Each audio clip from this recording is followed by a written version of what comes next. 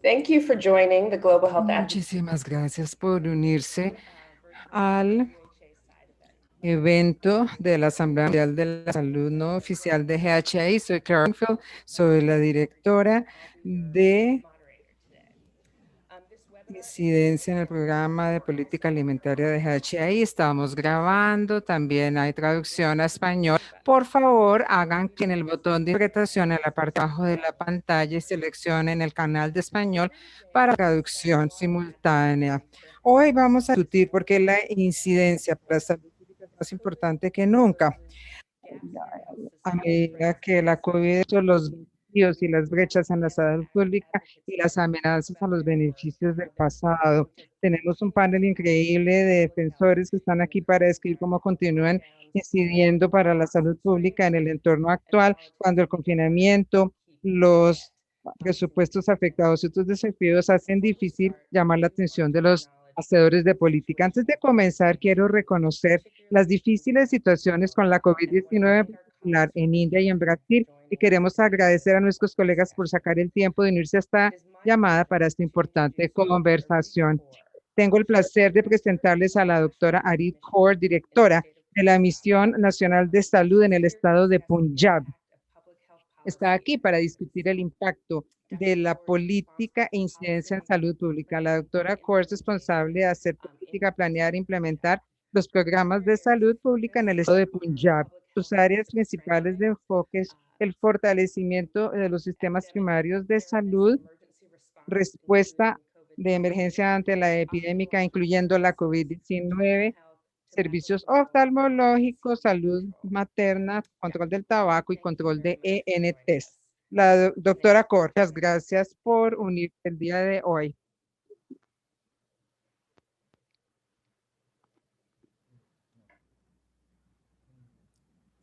Hello, yeah. So I will start with my experience. Bueno, yo voy a comenzar hablándoles de la experiencia y cómo empezamos en 2019. Empezamos desarrollando un sistema de salud público y en los centros de bienestar y de salud. Estos centros estaban localizados en áreas rurales de Punjab. Estábamos hablando de una población rural de 1.7 millones de personas. Digamos, estas unidades que se ocupaban de 5,000 residentes. En 2019 estábamos considerando hacer exámenes para las ENTs, hipertensión, diabetes y cáncer en la población y proporcionar diagnósticos y continuar prestándoles servicios de salud. También estábamos buscando hacer exámenes en los pacientes de distintos tipos y de alguna manera operacionalizamos estos centros en el sentido de que casi cubrimos el 75% de nuestra población en el primer año de haber lanzado nuestro programa, pero luego en marzo de 2020, cuando se inició la pandemia de COVID-19, un confinamiento muy estricto en todo el país y en el estado, también no había transporte público, no se podía viajar. Entonces, en los centros de bienestar y de salud se convirtieron en una unidad que mantuvieron los servicios médicos. La gente de las veredas iba allí para exámenes, diagnósticos y en busca de medicamentos. También los medicamentos se proporcionaron a estos habitantes por parte del Centro de Bienestar de la Salud, quienes se cuenta allí con un funcionario y entonces logramos continuar con el trabajo. Después, cuando ya no había confinamiento, seguía existiendo la pandemia, entonces los funcionarios de salud se capacitaron para poder muestrear, para vacunar, para atender a los pacientes que habían dado positivo y para mantenerlos en aislamiento y asesorarlos. También en ese momento, en marzo de 2020, cuando se inició la pandemia en India, establecimos un centro de medicamentos. El funcionario de salud podía hacer llamadas por video con los pacientes, con especialistas en el hub y con los médicos del hub, quienes hacían consultas con los pacientes de las áreas rurales a través de los funcionarios de salud comunitario. En este periodo proporcionamos también un sistema a través de los centros de bienestar de la salud que se han convertido en un centro de actividades para todas las poblaciones rurales de nuestro estado. Yo diría que la pandemia hizo que el sistema de salud se viera afectado como nunca antes, porque no solamente el sistema de salud pública puede tratar una crisis como la pandemia de la COVID-19 y el sistema de salud pública es la respuesta ante los problemas a los cuales se enfrentan las personas. Aquí quiero darle las gracias a las entidades como GHAI porque queríamos establecer un hub de medicamentos durante el periodo de la pandemia y ellos nos ayudaron con los servicios de Internet y han sido como un defensor para el proyecto y acogimos sus sugerencias y las acciones que a veces nos recomiendan. Entonces les damos las gracias y eso es todo. Muchísimas gracias, Dr. Kaur. Hay varias preguntas, pero vamos a esperar a la sesión de preguntas y respuestas. Queremos animar a nuestros participantes a, por favor, utilicen el botón de preguntas y respuestas para plantearles preguntas a los panelistas. También pueden utilizar el chat para compartir sus propias experiencias, ideas, pensamientos, lo que quieran. Como ellos queremos crear un espacio para compartir esto con todos. Ahora le voy a ceder la palabra a Paula Jones en Brasil y a Sinhan en India para discutir el impacto de política e incidencia en pública. Paula es la cofundadora y directora de ACT, Alianza de Control del Tabaco, una coalición brasilera de más de 1,000 miembros. Paula y ACT abogan por políticas para el control de tabaco, así como otros ENTs y movilización de la sociedad civil, tanto a nivel nacional como internacional. También es la expresidenta de la Junta Directiva de la Alianza del Convenio Marco y miembro del Consejo de Salud Nacional de Brasil. Nalin Sinha es coordinador en el país del Programa de Seguridad Vial de GHAI en India, y en ese papel ha sido fundamental en avanzar el trabajo de incidencia de la Coalición de Seguridad Vial en India. Paula, quiero comenzar con usted. Y debido a la COVID-19, todos están pensando hacia la salud pública, los sistemas de salud pública, porque es necesario proteger beneficios de la salud pública. ¿Qué está haciendo ACT al respecto? ¿Cómo lo está haciendo? ¿Cuáles son algunas de las lecciones aprendidas que puedan sacar a otras campañas de incidencia? Hola, buenos días todos, buenas tardes, buenas noches, dependiendo de donde se encuentren en el mundo. Es un placer estar aquí para contribuir a esta conversación. Voy a comenzar con las malas noticias. Como habrán oído en las noticias, Brasil está en una situación muy difícil, tanto políticamente, así como en términos de la gestión de la pandemia de la COVID-19. La situación es realmente difícil. Pienso que somos uno de los centros más difíciles de la pandemia de la COVID-19, pero dicho esto, podemos ver y sentir la importancia de las organizaciones de la sociedad civil que hacen trabajo de incidencia en coordinación con las áreas técnicas dentro del gobierno, cuando se tiene un gobierno que realmente se ocupa de la salud y de hacer que la crisis sea menos difícil, aunque en nuestro caso no ha sido así, ha sido mucho más complicado. Para darles algunos ejemplos, nosotros en este momento, hablando de las políticas de seguridad alimentaria, es un área que realmente mejoró en las últimas décadas. Brasil salió del mapa de hambre y ahora volvimos a regresar a este mapa por la crisis económica, pero no solo por la crisis económica, se relaciona perfectamente con las políticas públicas que se han desmontado y también los programas de respaldo que se han desmontado. Cuando pensamos en la salud global, estamos haciendo mucho trabajo en resiliencia, aunque es difícil promover más políticas en el campo. Nosotros tenemos coaliciones, bueno, más de una coalición en realidad que trabaja en esta área y podemos trabajar con el fin de al menos mantener algunas de las políticas o para empezar a prepararnos para mejores tiempos políticos, porque la resiliencia es muy importante de aquí en adelante porque depende mucho del contexto político. Obviamente tenemos la convivencia de la pandemia de la COVID-19, tenemos ENTs en Brasil en particular, tenemos dificultades en obtener tratamiento. Por otra parte, también hemos aprendido acerca de la importancia de tener un sistema de salud universal en Brasil, que existe en Brasil. Tenemos más de 200 millones de habitantes en Brasil. Entonces, contamos con cosas buenas y malas, muchas cosas están sucediendo para poder mantener lo que ya existe en Brasil. En el área de seguridad alimentaria, tenemos más de la mitad de la población que no cuenta con seguridad alimentaria en la actualidad. Tenemos cerca de 20 millones de personas que sufren de hambre.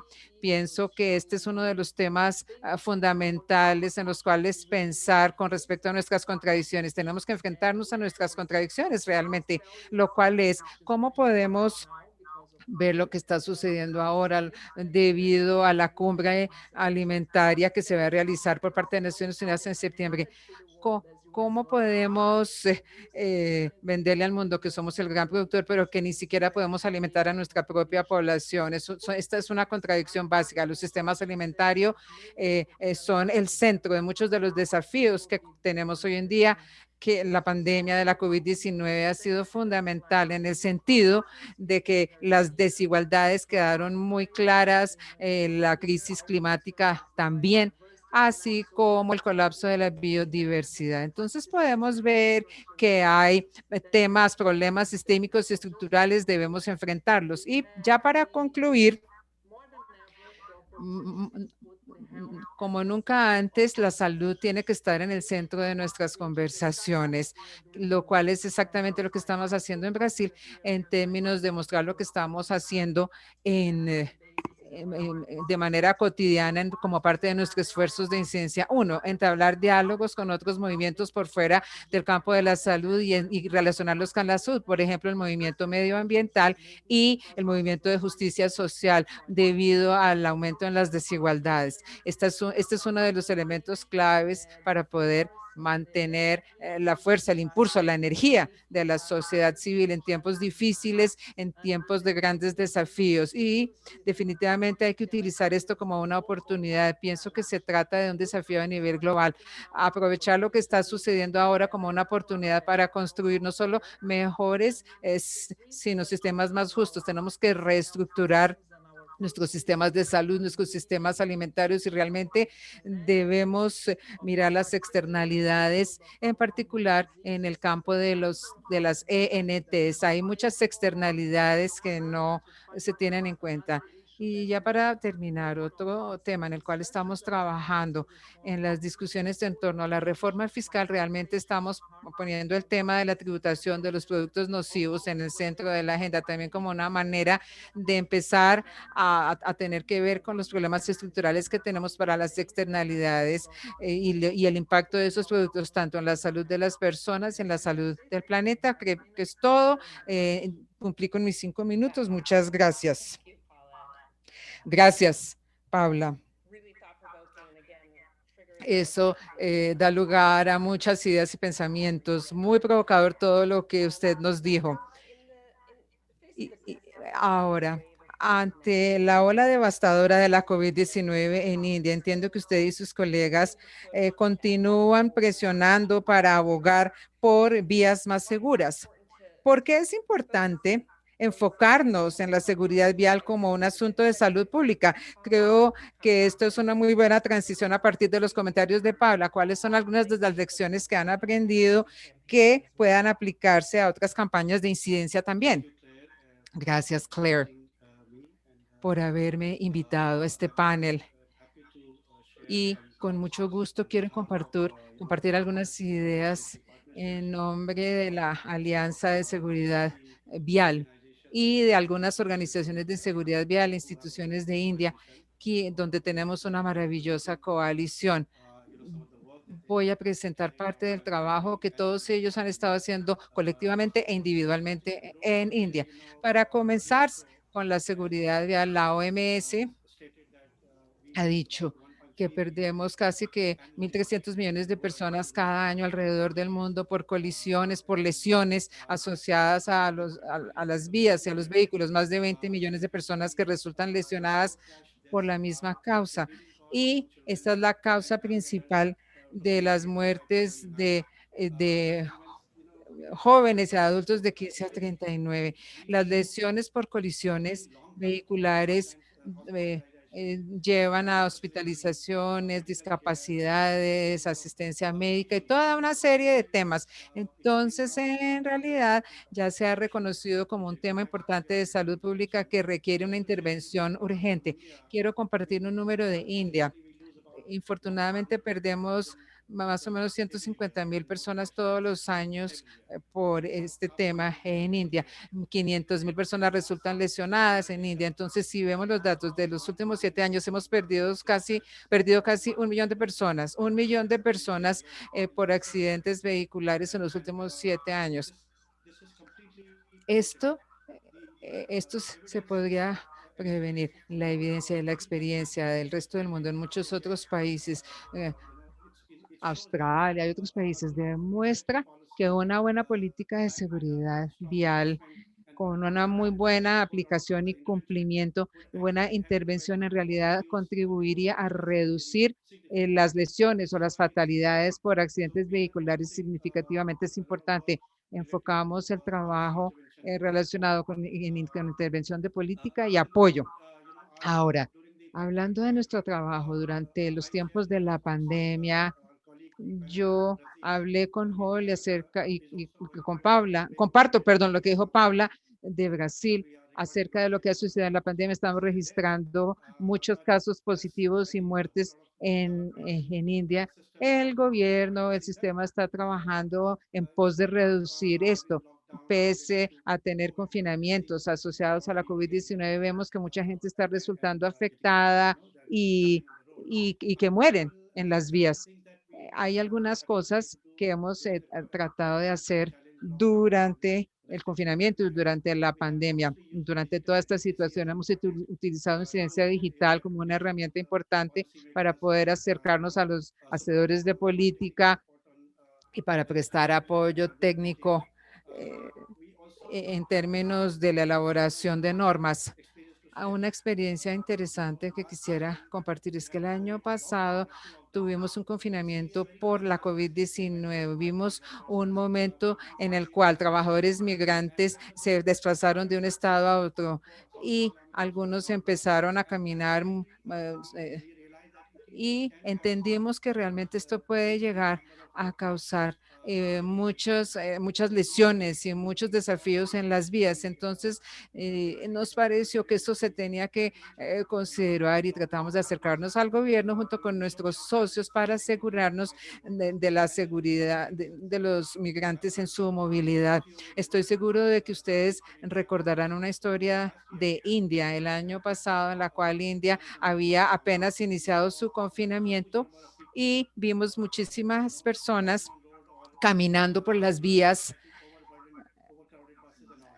y en buses atestados de personas también. Entonces, se hicieron una serie de recomendaciones para el gobierno y una declaración conjunta apelando a ellos, a los hacedores de política, para asegurarse de que las disposiciones de seguridad vial se incluyan en todas las guías y las prácticas estándar del gobierno durante los tiempos de la COVID-19. Y con mucho gusto puedo compartir esto, lo que se le indicó al gobierno y logramos ayudar a prevenir hasta en cierta medida lo que habría podido llegar a ser una catástrofe o un problema mucho más serio en medio de los problemas de la COVID-19. Fue algo muy útil.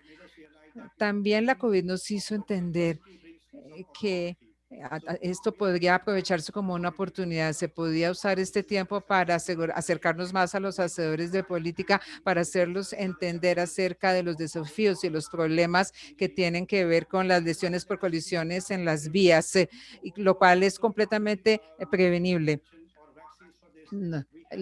Nosotros ya teníamos la solución a la mano, sencillamente teníamos que tomar acción al respecto. Entonces voy a parar aquí por ahora y con mucho gusto más adelante puedo agregar más si así lo quieren. Muchísimas gracias, Paula y Nalin. Muchísimas gracias. Quería recordarles a todos que nos encantaría oír de sus experiencias y de su trabajo, de lo que les ha funcionado y lo que no ha funcionado. Hagan uso del chat para compartir sus experiencias y también el botón de preguntas y respuestas para plantearles preguntas a los panelistas. Bueno, ahora voy a pasar a Russell Rensburg y Vandana Shaw. Vamos a hablar de sus experiencias enfocándose en fortalecer los sistemas de salud y lograr la equidad sanitaria. Russell Rensburg se unió al proyecto de incidencia en salud rural en 2017 y asumió la posición de director en enero de 2019. Russell es un experto en sistemas y políticas de salud y fue comisionado de la Comisión de Alto Nivel Lancet en atención en salud de calidad. También maneja el programa rural de RHAP que aboga por la asignación equitativa de recursos para la entrega de servicios de salud en zonas rurales. Después tenemos a Vandana Shaw, que dirige el programa del sureste asiático para la CTFK, la organización líder de incidencia en términos de reducir el uso de tabaco alrededor del mundo, y también tiene a GHAI. Ella trabaja, además del control del tabaco, en prevención de ahogamiento, políticas de salud cardiovascular. Trabaja estrechamente con múltiples partes interesadas, incluyendo el gobierno, medios, sociedad civil, para formular e implementar estrategias de incidencia en medios y en la parte política para llevar a cabo un cambio de política a nivel territorial y nacional. Gracias a los dos por unirse a nuestro evento, Russell. ¿Puedes hablar acerca de qué está haciendo RAD para fortalecer los sistemas de salud y cómo esto está ayudándolos a lograr la equidad sanitaria? Y también para los demás panelistas también, que ya les preguntamos, ¿puede compartir lecciones de Sudáfrica que puedan ser útiles para otros defensores?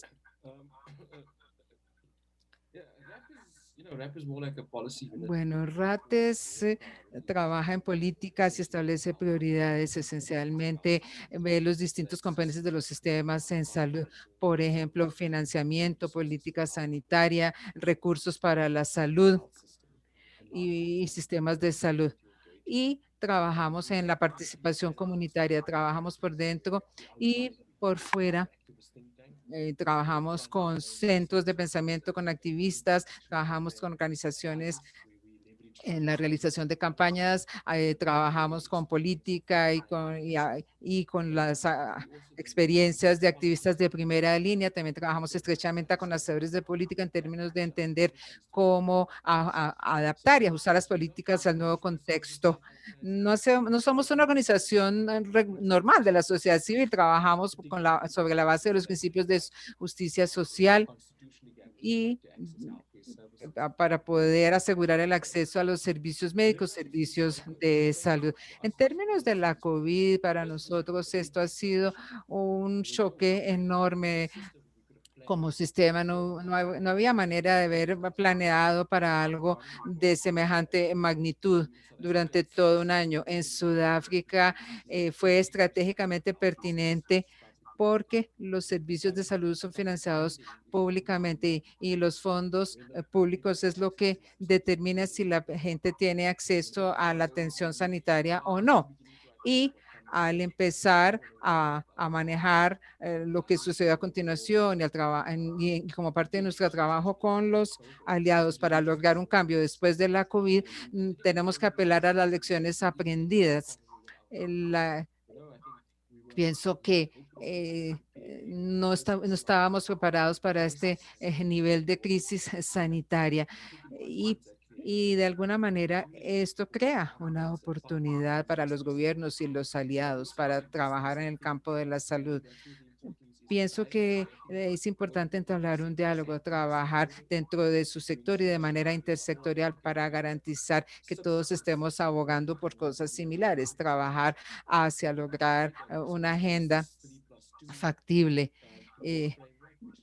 Tenemos un marco que se ocupa de minar los sistemas, los componentes del sistema de salud, como el financiamiento, y ahora, más importante que nunca, la relación entre todos los sistemas. Ahora estamos trabajando con nuestros aliados en un programa financiado por GHI. Empezamos a trabajar con activistas en salud, incidiendo más intensamente, no solamente en los sistemas de salud, sino los determinantes de la salud. En Sudáfrica, la alimentación forma una parte importante de esto.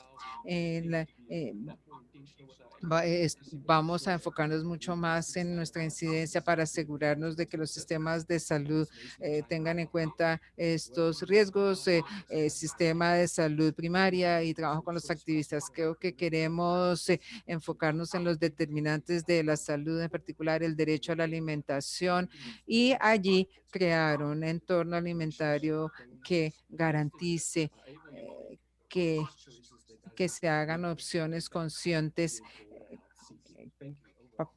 Bueno, muchísimas gracias. Gracias, Russell. Vandana, ¿qué impacto puede tener la incidencia para lograr la equidad en salud?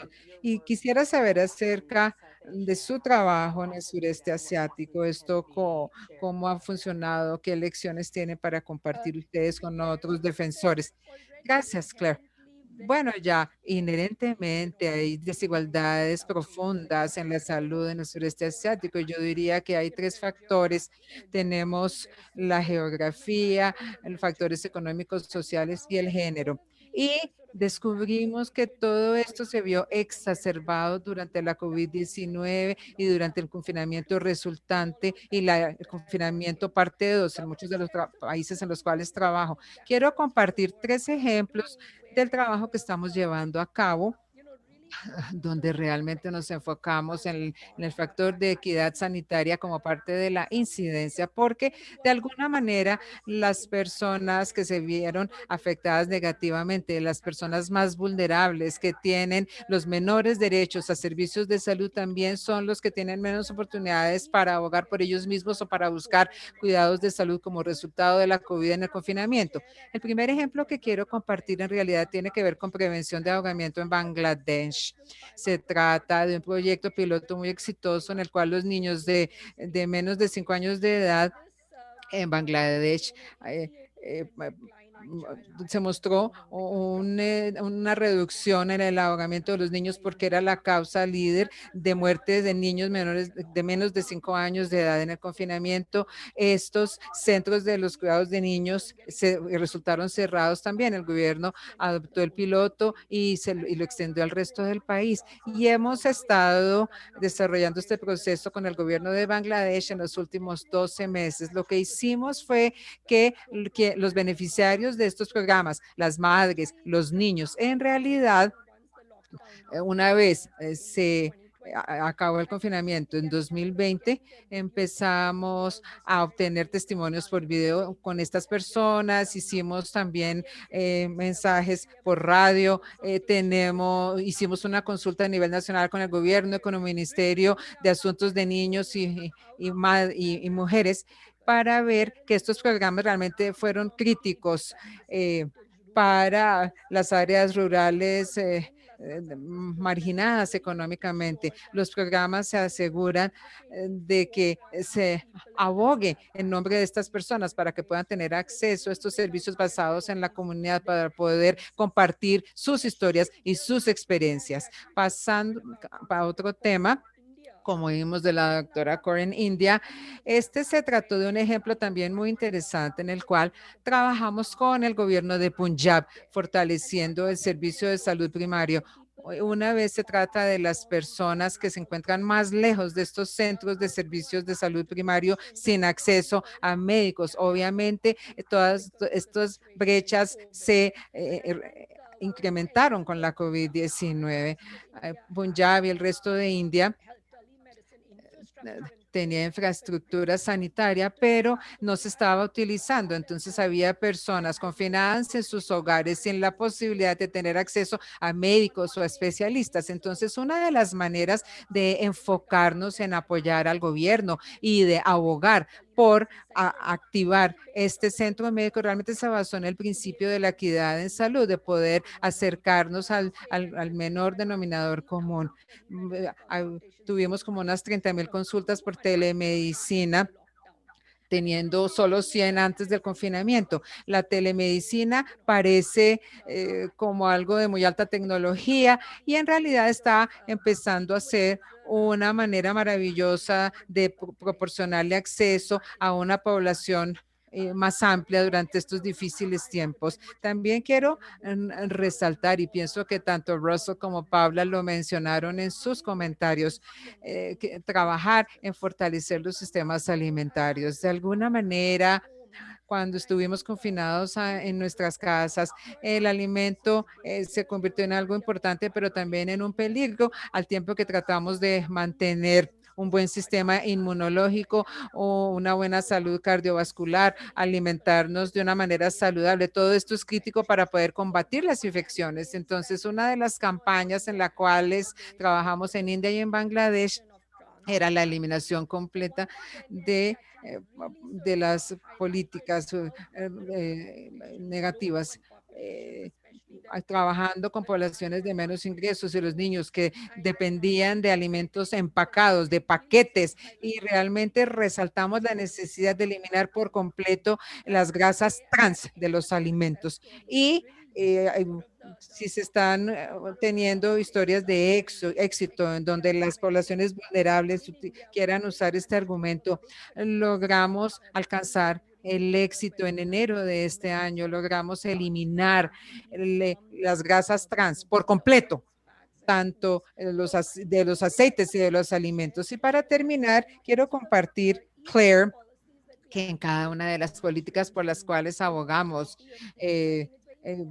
para cambios en diversas áreas, es importante hablar del impacto que tiene esta política en las poblaciones más vulnerables, las que tienen menos probabilidad de poder hablar y de compartir sus voces. Pienso que esto realmente contribuye a ser un buen elemento de igualdad. Le cedo la palabra de nuevo a usted, Claire. Muchas gracias. Gracias, Vandana. Maravilloso ver todos estos diversos ejemplos y siempre nos gusta terminar con historias, casos de éxito. Ahora vamos a pasar a mis colegas mi colega de GHI, Wendy Nguyen, y el doctor Emmanuel Al-Hassan.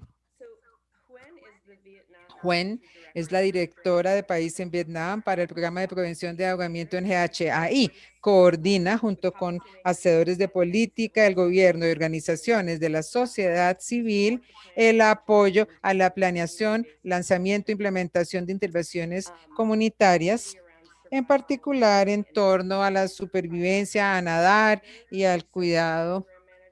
Antes de unirse a GHI, fue gerente de programa investigadora en el Ministerio de Salud de Vietnam, enfocándose en control de tabaco, seguridad vial y control de la influencia vial. El doctor Emmanuel Al-Hassan es el coordinador en Nigeria para el programa de prevención de epidemia en GHI. Trabaja con diversos grupos de interés para abogar por cambios en presupuesto y otras políticas asociadas a la prevención de epidemias. Tiene experiencia previa en el sector privado y en el gobierno, tiene una maestría en psicología organizacional, un máster en administración en psicométrica. Es un ejecutivo senior fellow de la Escuela Kennedy de Harvard, especialista en las alianzas público-privadas y un fellow del Instituto de la Administración Corporativa de Nigeria. Gracias por unirse al evento. Juan, vamos a comenzar con usted. ¿De qué manera los presupuestos de salud y de incidencia local y nacional impactan todo lo que hemos discutido hoy? ¿Cómo hacer algo a nivel nacional influye en algo a nivel territorial? ¿Y qué lecciones hay para otros proyectos con base en las experiencias que usted ha tenido? Gracias, Claire, por esas buenas preguntas. Es un honor participar en el evento de hoy para compartir las historias de Vietnam. De pronto ustedes saben que en Vietnam casi 2.000 estudiantes se mueren por ahogamiento todos los años y este asesino silencioso es una causa líder para las muertes de estos niños. Desde 2018, cuando Bloomberg Philanthropies anunció este programa de 5 años, empezamos una alianza que fue crítica para garantizar el éxito y para la financiación y sostenibilidad del proyecto a través de nuestra alianza con el ministerio líder, que es el Ministerio de Trabajo y GHAI. Y la OMS en Vietnam, que son los aliados de implementación claves, trabajando estrechamente con el ministerio para prevenir el ahogamiento en los niños. Esto se hizo ayudándole al gobierno a tener un sistema basado en intervenciones y nuestro papel en el programa tiene que ver con la implementación y en el apoyo para los esfuerzos de incidencia. Como parte de la planeación, nosotros apuntamos a trabajar en los recursos humanos con el gobierno, en poder contar con la infraestructura para que el programa pudiera continuar incluso después sin la financiación internacional. Y hacia finales de los primeros 5 años esperamos que la intervención se pueda lograr eh, capacitando al menos a 40,000 niños en destrezas de supervivencia acuática para poder reducir la carga. Quiero mencionar acerca de los éxitos en los últimos 3 años. Primero, quiero resaltar la cofinanciación para la inversión programática que ya aumentó 4 veces, más o menos $1,000,000 al año, y la financiación local para la capacitación 10 veces mayor para la intervención. Y dado el éxito inicial del programa en lograr reducir el ahogamiento en los niños, eh, hemos implementado esto en donde se ha visto la mayor carga por ahogamiento y se ha podido aumentar esto eh, teniendo en cuenta las distintas regiones geográficas en el país. Recientemente dimos capacidad a casi 40,000 niños ya con éxito, capacitándolos en destrezas de supervivencia acuática y ya aprendieron acerca de estas destrezas en ambiente escolar. También dimos capacitación para los instructores y también tenemos cofinanciación para poder construir más piscinas en las ciudades disponibles ya con base en la financiación local. 13 piscinas nuevas dotadas con los fondos del programa. Quiero resaltar los éxitos, los elementos de éxito del programa. Primero que todo, y lo más importante, es cómo integrar el trabajo dentro del programa del país y cómo abogar por incluir nuestro objetivo en la política nacional, en la matriz nacional. Esto es de suma importancia. Recientemente hemos trabajado abogando por la prevención de ahogamiento en el plan nacional mediante la prevención a través del país. Cuando se aprobó este plan tan importante, se creó la base legal para la inversión del gobierno y la prioridad para poder tomar acción. En segundo lugar, la apropiación por parte de la comunidad. Sabemos que un solo tamaño no le sirve a todos y la intervención se podía customizar a nivel local para poder acceder a los recursos y esto aporta mucho más valor cuando se interactúa con en la integración de las distintas áreas regionales y con las personas que viven en distintos grupos étnicos donde hay recursos limitados. Trabajamos para garantizar que la comunidad pueda trabajar estrechamente y mantener el programa andando, incluso cuando se acabe el programa. El otro elemento que quiero compartir es que el gobierno lideró el programa porque nos involucramos en la política nacional, pero también con el apoyo de la sociedad civil, asociaciones de padres y también con otras entidades. Esta alianza es muy importante para hacer que el programa se lleve a los niveles de base y para poder permitir que las comunidades se apropien de ello. Y también trabajando de cerca con ONGs y con empresas y con distintas asociaciones en el país. Al trabajar con ellos se puede animar la interacción y ser proactivos. Y en último lugar, que también es muy importante, es la sostenibilidad y la apropiación a nivel local como un éxito del programa. La financiación para la intervención se ha ido aumentando año tras año y en esta intervención de 3 años el programa invirtió 30 millones de dólares para que aprendieran acerca de destrezas de supervivencia acuática. En comparación con la pandemia de COVID-19, es importante invertir dinero para poder cumplir con la reducción del ahogamiento entre los niños en un 90%. Es importante proteger a los niños del ahogamiento y realmente es importante poder sostener este programa. En conclusión, quiero resaltar esto, trabajar en una situación política específica y con este sistema en Vietnam nos permitió pensar en la sostenibilidad desde el inicio del programa, no solamente cómo hacer que el programa se iniciara, sino también cómo sostenerlo. Y esto es crítico, es un componente crítico de nuestro trabajo actual en Vietnam. Les doy las gracias y les cedo la palabra a Claire nuevamente. Gracias, Juan. Ahora, Emanuel, nuestro último panelista. ¿Cuáles fueron los elementos esenciales para lograr éxito al movilizar recursos en Nigeria? Y también, ¿cuáles serían los mensajes claves que usted le puede dar a otros defensores que también están tratando de hacer incidencia presupuestal? Muchísimas gracias, Claire. Es un honor ser parte de este panel.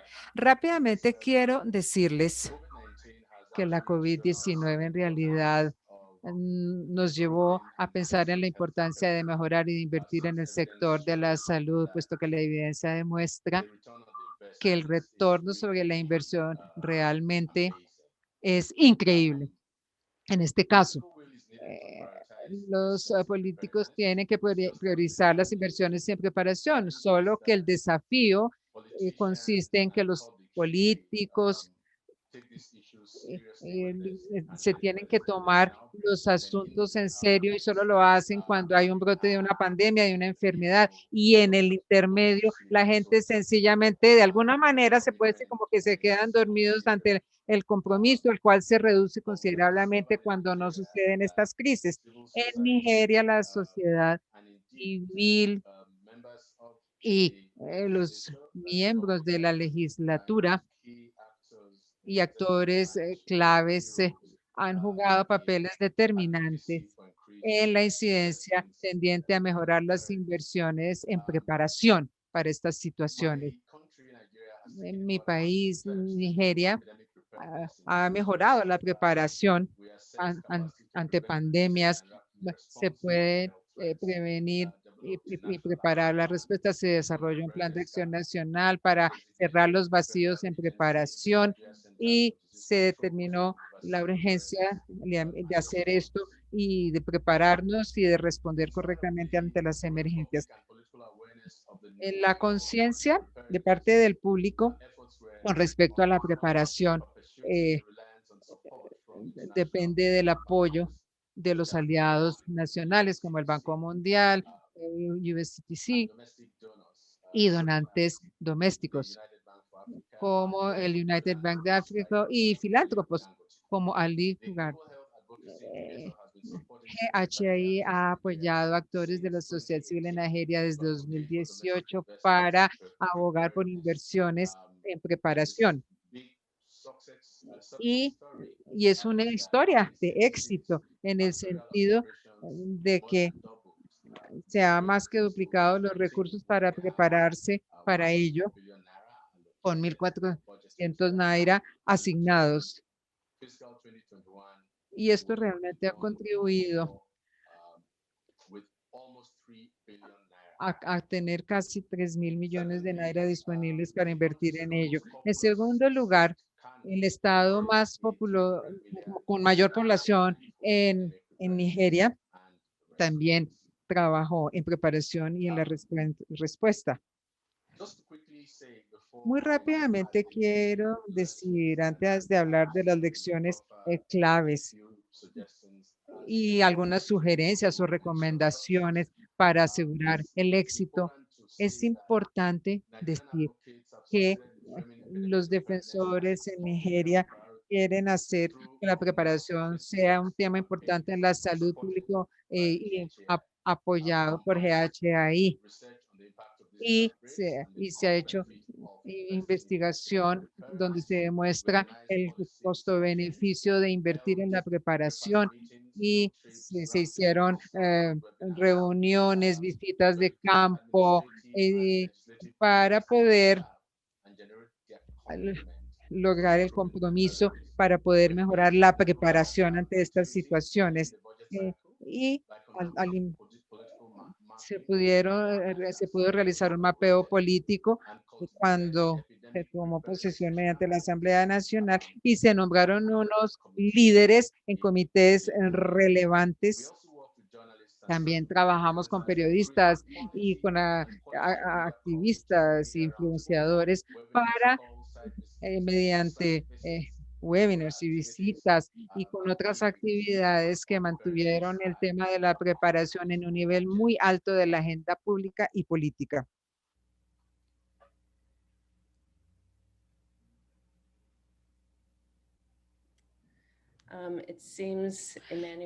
Al parecer, Emmanuel está experimentando problemas.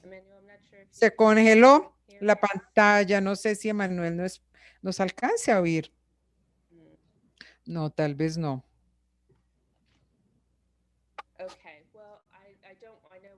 Bueno, como tenemos muy poco tiempo el día de hoy, entonces en realidad voy a pasar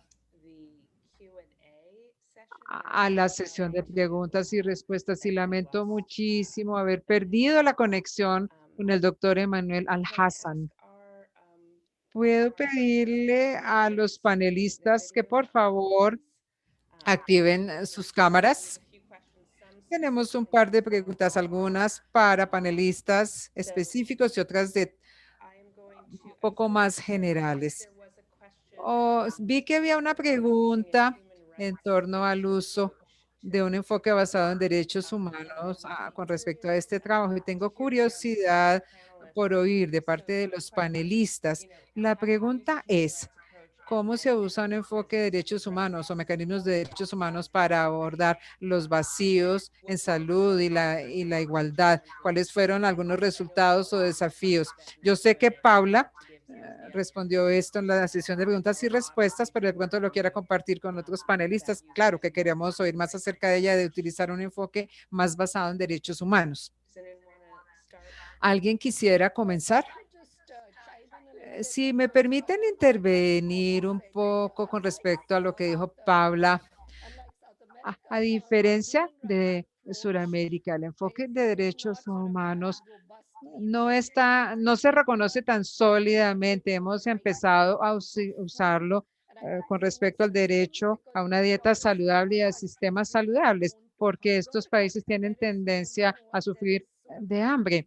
Y el derecho a la alimentación tiene que estar bien embebido. Y también las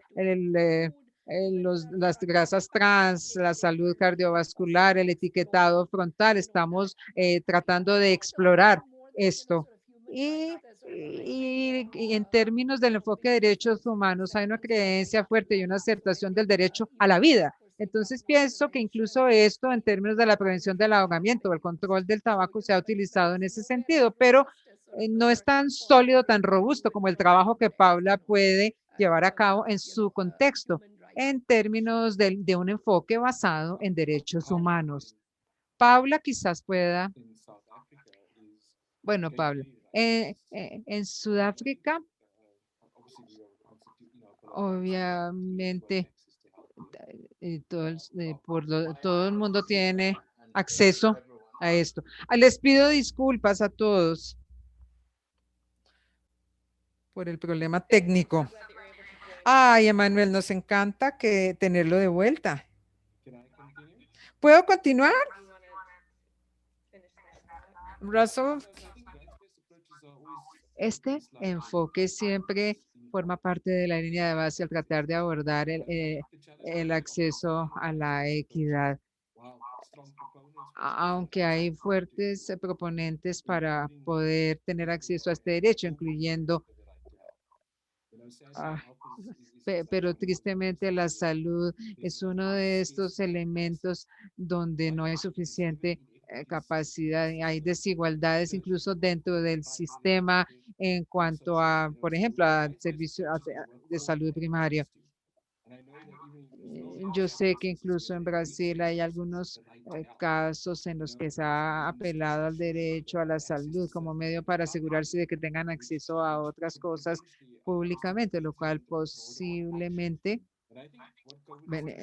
tiene que ver con toda la población. COVID lo que nos ha enseñado de aquí en adelante es empezar a pensar en estos enfoques basados en derecho y el disfrute de estos derechos, y tenemos que trabajar en una priorización donde la gente con el menor acceso sean las personas que deben ser el objeto de nuestra incidencia para que el acceso se extienda a ellos, por ejemplo, a las poblaciones rurales en particular, y mantenerlo para las personas que han sobredisfrutado este acceso. Creo que lo mismo aplica a otros derechos que dependen muchísimo de un diagnóstico temprano. En nuestro país en particular, la capacidad tiene que ver con el debate a nivel público, el uso de la salud. Entonces, invariablemente la gente pobre está lejos de esto para poder prolongar su vida. COVID lo que nos enseñó es que tenemos que pensar un poco más acerca de cómo abogamos por un enfoque basado en los derechos humanos y qué tan deliberados somos en asegurarnos de que en últimas esto nos permita cumplir con entregar una mayor equidad e igualdad, porque afortunadamente los derechos existen para todos, no se pueden quitar y no se pueden eliminar de la conversación. Y cómo podemos trabajar en el sistema con el propósito de asegurarnos de que más personas tengan acceso. Gracias, Russell. Quiero darle a la doctora Core una oportunidad de contestar y luego Paula. Y luego pasamos a la siguiente pregunta. Lo que yo quería decir es que hemos apelado al derecho a la salud en las poblaciones rurales porque los hospitales y los centros de cuidados de salud existen en ciudades grandes, incluso el sector gubernamental tienen centros médicos, hospitales en las ciudades, pero las unidades que nosotros tenemos en las veredas nos han permitido identificar cosas muy positivas. Ha sido un paso muy grande, incluso en nuestro país. Somos el único estado que se ha enfocado en, en las mujeres embarazadas que dieron positivo para COVID-19. Las identificamos y se les han dado medicamentos y están realizando consultas para poder prevenir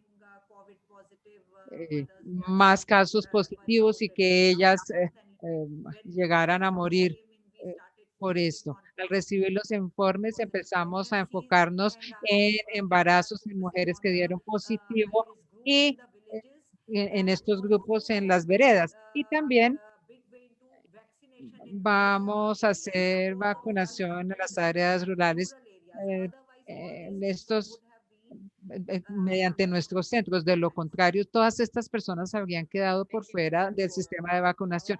Gracias, doctora Ford. Paula, esta es una conversación fascinante y muy brevemente y sobre simplificándolo en aras del tiempo.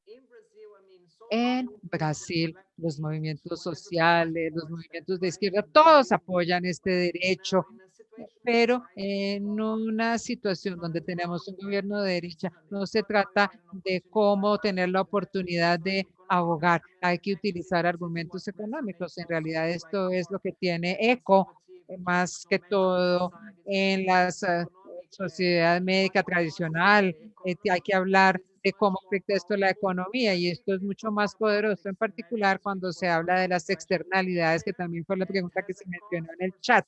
Tiene un costo para la sociedad que hay que considerar, porque cuando se empezó a hablar de derechos humanos en Brasil, en este momento se interpreta como algo para proteger a los malos, a los marginados, y esta es la situación el día de hoy. Entonces depende mucho del panorama político que exista. Gracias, Paula. Le pido disculpas a los panelistas porque no tenemos mucho tiempo y sí quiero darle a Emanuel la oportunidad de compartir algunas de las lecciones que no pudo compartir. Yo sé que todos quieren comentar al respecto. Les pido disculpas por el problema técnico. Bueno, unas lecciones importantes, unas pocas. Una de ellas es que la incidencia sostenible para la preparación es esencial para garantizar inversiones a largo plazo, lo cual se hace mucho más allá de las crisis inmediatas. En segundo lugar, el liderazgo por parte de la sociedad civil local es crítico para desarrollar coaliciones efectivas y campañas de incidencia exitosas. También es importante saber que los defensores deben involucrarse con los tomadores de decisiones de alto nivel político, como los ministros de salud, de finanzas, y tan pronto como sea posible en cualquier campaña. Los hacedores, los tomadores de decisiones políticas, es más probable que apoyen las propuestas de financiación respaldados por evidencia, y esto pueden llegar a ser líderes de política efectivos entre sus pares en el gobierno, como sucede en Nigeria.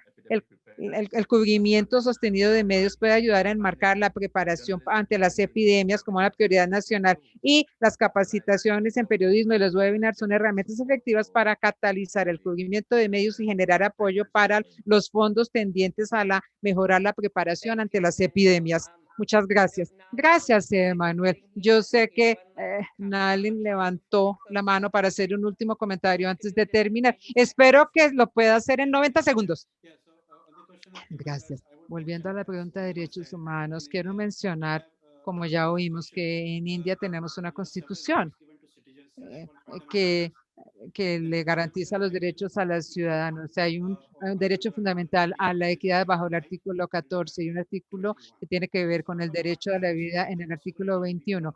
Entonces, muchas personas han muerto. Esto es un aspecto, pero ellos tienen el derecho a la vida. Y en segundo lugar, también existe el derecho a la equidad, porque vemos que la seguridad vial es importante con respecto a la infraestructura existente. Tiene que ver con el sistema que vamos a crear para la movilidad de las personas y el transporte en los distintos sectores.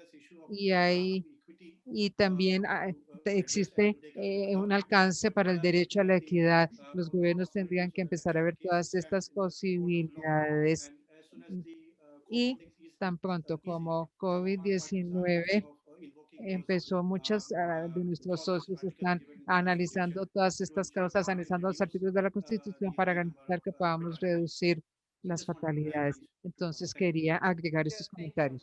Gracias. Bueno, me encanta haber podido oír los últimos comentarios y qué dicha que Manuel se pudo unir de nuevo después del problema técnico que tuvo. Nos queda un minuto. Solamente quiero darle las gracias a nuestros fantásticos panelistas, a todos ustedes. Realmente agradecemos que se hayan unido el día de hoy al evento y a Adrián, a la intérprete. Muchas gracias. Muchísimas gracias a todos ustedes por estar aquí el día de hoy. Enviaremos un correo de seguimiento que incluirá la grabación en inglés y en español. Entre tanto, por favor, síganos en Twitter utilizando la información que ven en la pantalla. Espero que disfruten el resto del día o tarde o noche. Gracias a todos por su atención y asistencia el día de hoy. Gracias.